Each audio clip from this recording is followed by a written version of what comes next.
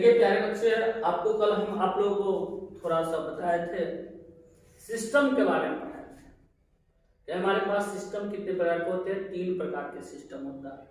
एक open system, दूसरा close system और एक क्या होता है आइसोलेटेड सिस्टम कहा जाता है। क्या कहता है? आइसोलेटेड सिस्टम कहा जाता है। आइसोलेटेड सिस्टम कहा जाता है मेरे प्यारे बच्चे। तो हम तीनों सिस्टम को एक बार और रिविजन कराते हैं। जब हम इस ग्लास में क्या करते हैं, पानी को भर देते हैं और ग्लास क्या है, खुली हुई अवस्था में, तो क्या करेगा, ग्लास में से वाष्प बन के बाहर भी निकलेगा और इसके बाद में ये पानी भी क्या हो जाएगा, ठंडा हो जाएगा। ये हो गया ओपन सिस्टम।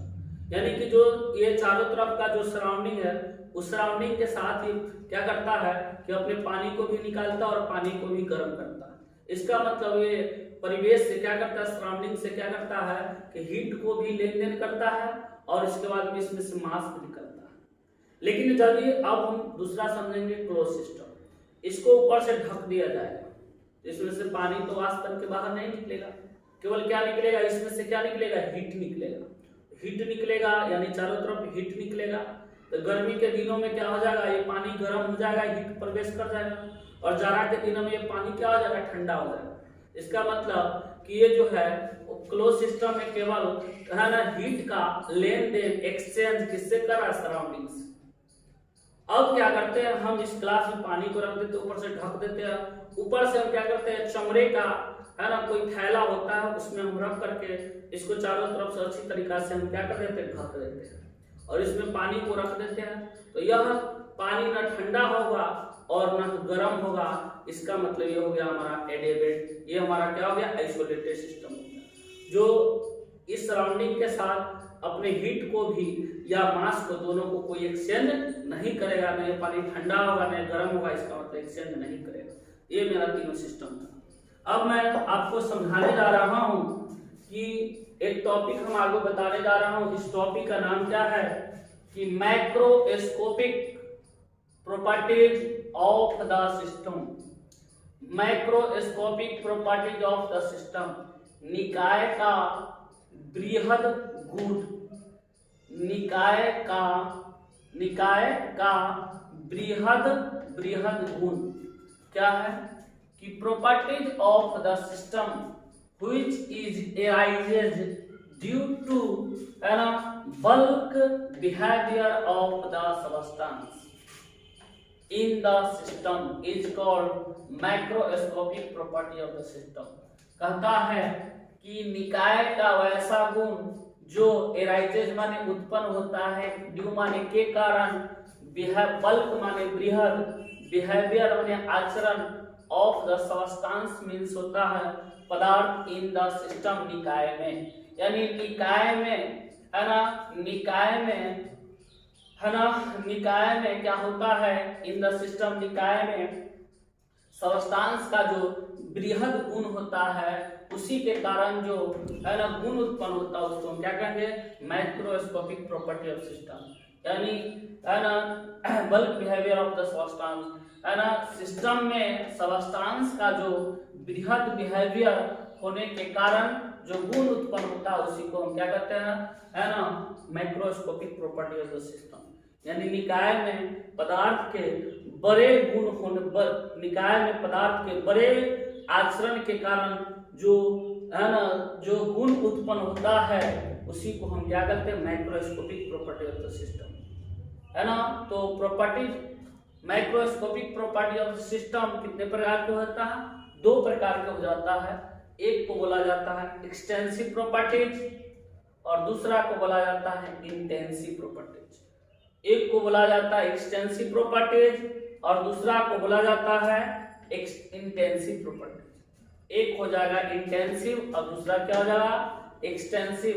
इंटेंसिव यानी कि मैक्रोस्कोपिक प्रॉपर्टीज मात्र 2 प्रकार के होता है, एक्सटेंसिव और इंटेंसिव। एक्सटेंसिव को विस्तीर्ण गुण कहा जाता है और इंटेंसिव को गहन गुण के नाम से जाना जाता है, गहन गुण के नाम से जाना जाता है ना।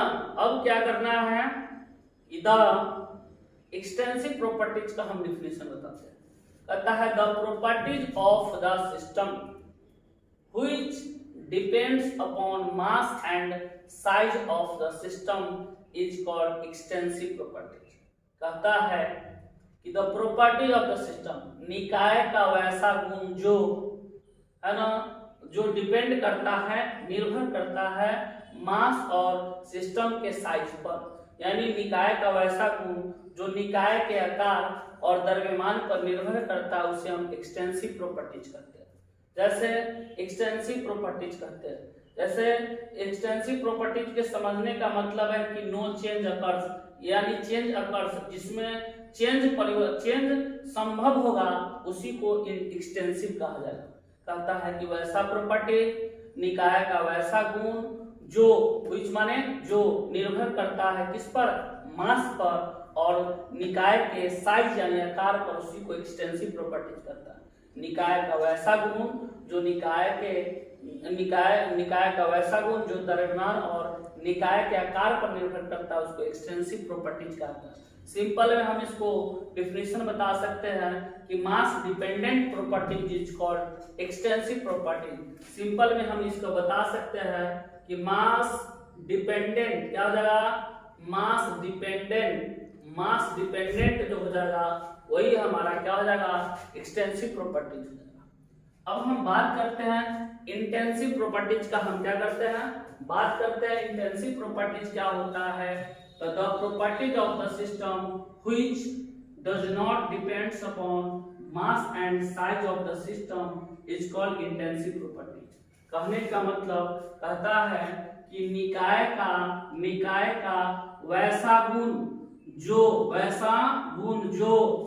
डज नॉट माने नहीं, डिपेंड माने निर्भर, मास माने द्रव्यमान, और साइज ऑफ द सिस्टम निकाय का वैसा गुण जो निकाय के आकार और द्रव्यमान पर निर्भर नहीं करता, उसको हम क्या कहते हैं, इंटेंसिव प्रॉपर्टीज कहते हैं। सिंपल में इसको बोल सकते हैं क्या, मास इंडिपेंडेंट। क्या हो सकता है, मास इंडिपेंडेंट, मास पर डिपेंडेंट नहीं होता है, मास इंडिपेंडेंट होता है, वही हमारा इंटेंसिव प्रॉपर्टी हो। अब मेरे प्यारे बच्चे, कुछ एक्सटेंसिव प्रॉपर्टीज और इंटेंसिव प्रॉपर्टीज का हम क्या करने जा रहे हैं, हम एग्जांपल पढ़ने जा रहे हैं, क्योंकि एग्जाम में आपको एक्सटेंसिव और इंटेंसिव का कभी डिफिनेशन नहीं पूछेगा, लेकिन आपसे क्वेश्चन पूछेगा कि कौन सा एक्सटेंसिव है और कौन सा इंटेंसिव है। चलिए अब हम पढ़ते हैं कि एक्सटेंसिव प्रॉपर्टी हमने सिंपल में देख लिया कि मास पे डिपेंड करने वाला एक्सटेंसिव और मास पे डिपेंड नहीं करता वह इंटेंसिव हो जाता है। जैसे अब हम एग्जांपल की दुनिया में बात करते हैं कि कौन एक्सटेंसिव और कौन इंटेंसिव है ना। सबसे पहला हमारा क्या है, हीट कैपेसिटी। क्या है, हीट कैपेसिटी। हीट कैपेसिटी है, हीट कैपेसिटी के बाद क्या जाएगा, दूसरा एंथैल्पी हो जाएगा। यानी हमारे एक्सटेंसिव प्रॉपर्टीज को समझने के लिए क्या है कि चेंज अकर्स, यानी ये ट्रिक है, क्या है, ट्रिक, जिसमें चेंज हो जाएगा, वही मेरा क्या है, एक्सटेंसिव है। और यहाँ पर क्या है, नो चेंज, जिसमें कोई परिवर्तन नहीं होगा वह क्या होगा, इंटेंसिव। परिवर्तन वाला क्या होगा, एक्सटेंसिव, और परिवर्तन ना होगा तो क्या कहलाएगा, इंटेंसिव कहलाएगा। चेंज अकर तो एक्सटेंसिव, नो चेंज अकर तो एक्सटेंसिव, इंटेंसिव, चेंज अकर तो एक्सटेंसिव, नो चेंज अकर तो इंटेंसिव, नो इंटेंसिव, चेंज तो एक्सटेंसिव। अब हम देखते हैं कि हमारे पास कौन कौन से एक्सटेंसिव है जो मास पे कौन कौन से डिपेंड करता है ना। यानी हीट कैपेसिटी, क्या होता है, हीट कैपेसिटी। हीट कैपेसिटी को ऊष्माधारिता के नाम से जाना जाता है। यानी हीट कैपेसिटी जो होता है उसको ऊष्माधारिता के नाम से जाना जाता है, जो क्या करता है ना, जो मास पे डिपेंड करता है। क्या करता है, मास पे डिपेंड करता है। कैसे, यानी कि हम हीट कैपेसिटी का मतलब हो गया ऊष्माधारिता, है ना। तो ऊष्माधारिता का जो सूत्र होता है H = mc डेल्टा T होता है। इसका मतलब कि जितना ज्यादा हम मास डालेंगे उतना ज्यादा हमारा क्या होगा कि वैल्यू बढ़ता जाएगा हीट का, इसलिए क्या होता है, यह मास पे डिपेंड करता है। इसके बाद दूसरा है इंथैल्पी। क्या होता है इंथैल्पी? इंथैल्पी भी क्या होता है? एक प्रकार के हीट है। इंथैल्पी क्या है? हीट है। अगर हम छोटे लोहा के टुकड़े को लेते हैं तो थोड़ा सा गर्म होता है, यदि जो ज्यादा मात्रा में लोहा को ले लेंगे तो क्या हो जाएगा? ज्यादा उसमें से हीट निकलेगा। इसके बाद में इंटरनल एनर्जी। अब इंटरनल एनर्जी का मतलब क्या हो गया? आंतरिक ऊर्जा। क्या हो गया? आंतरिक ऊर्जा। इंटरनल एनर्जी का मतलब क्या हो गया? आंतरिक ऊर्जा। कोई भी मशीन है, वह मशीन का अगर ज्यादा वेट है तो उसका मतलब उसके पास ताकत भी क्या होता है? ज्यादा होता है। उसके पास एनर्जी भी क्या होता है? ज्यादा होता है। यानी कि जब हम बात करते हैं कि हमारे पास है ना इंजन है, हमारे पास एक है 7 हॉर्स पावर का इंजन है, एक है 10 हॉर्स पावर का इंजन। तो 7 हॉर्स पावर वाला इंजन छोटा होता है, लेकिन हमारे पास 10 हॉर्स पावर वाला जो इंजन है उसका क्या होता है? बड़ा होता है। उसका क्या होता है? बड़ा होता है। 7 हॉर्स पावर वाला का छोटा होता है, 10 हॉर्स पावर वाला का कुछ नहीं आता कर ले छोटा का।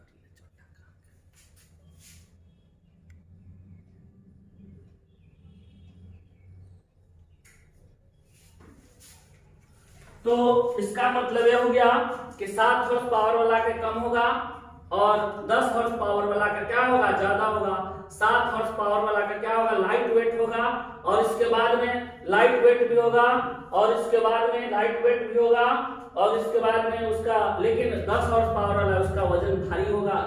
तो इसका मतलब उसका एनर्जी क्या होगा? ज्यादा। अब इसके बाद में अब क्या होगा कि हमारे पास हीट कैपेसिटी है, इंटरनल एनर्जी मतलब अंदर की ऊर्जा, ये जैसी रहेगा वैसे इसका एनर्जी बढ़ता रहेगा। इंट्रोपी का मतलब होता है रैंडमनेस। एंट्रोपी का मतलब क्या होता है? रैंडमनेस। जो भी किस पे करता है? मास पे डिपेंड करता है। गिब्स फिर एनर्जी भी क्या होता है? परिवर्तन होता रहता है। उसी को एक्सटेंसिव मास भी जानबे करता है कि 2 kg 3 kg 4 kg जितना रहेगा उस पे करेगा।